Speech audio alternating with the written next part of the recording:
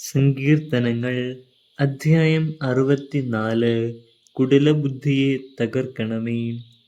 ദൈവമേ, എൻ്റെ ആവലാതി കേൾക്കണമേ. ശത്രുഭയത്തിൽ നിന്ന് എൻ്റെ ജീവനെ രക്ഷിക്കണമേ. ദുഷ്ടരുടെ ഗൂഢാലോചനകളിൽ നിന്നും ദുഷ്കർമ്മികളുടെ കുടില തന്ത്രങ്ങളിൽ നിന്നും എന്നെ മറയ്ക്കണമേ. അവർ തങ്ങളുടെ നാവുകൾ വാളുപോലെ മൂർച്ചയുള്ളതാക്കുന്നു. അവർ പരുഷവാക്കുകൾ അസ്ത്രം പോലെ തൊടുക്കുന്നു. അവർ നിർദോഷരെ ഒളിഞ്ഞിരുന്ന് എയ്യുന്നു. പെട്ടെന്ന് കൂസലെന്നിയെ എയ്യുന്നു. അവർ തങ്ങളുടെ ദുഷ്ടലക്ഷ്യത്തിൽ ഉറച്ചു നിൽക്കുന്നു. എവിടെ കെണിവെക്കണമെന്ന് അവർ ആലോചിക്കുന്നു. അവർ വിചാരിക്കുന്നു, ആര് നമ്മെ കാണും? നമ്മുടെ കുറ്റകൃത്യങ്ങൾ ആര് കണ്ടുപിടിക്കും? കൗശലപൂർവമാണ് നാം കെണിയൊരുക്കിയത്. മനുഷ്യന്റെ അന്തരംഗവും ഹൃദയവും എത്ര അഗാധം! എന്നാൽ ദൈവം അവരുടെ മേൽ അസ്ത്രമയക്കും.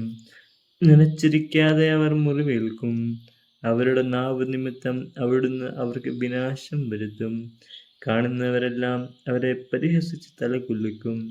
അപ്പോൾ സകലരും ഭയപ്പെടും. അവർ ദൈവത്തിൻ്റെ പ്രവൃത്തിയെ പ്രഘോഷിക്കും. അവിടുത്തെ ചെയ്തികളെക്കുറിച്ച് ധ്യാനിക്കും.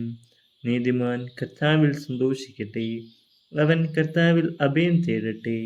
പരമാർത്ഥ ഹൃദയർ അഭിമാനം കൊള്ളട്ടെ.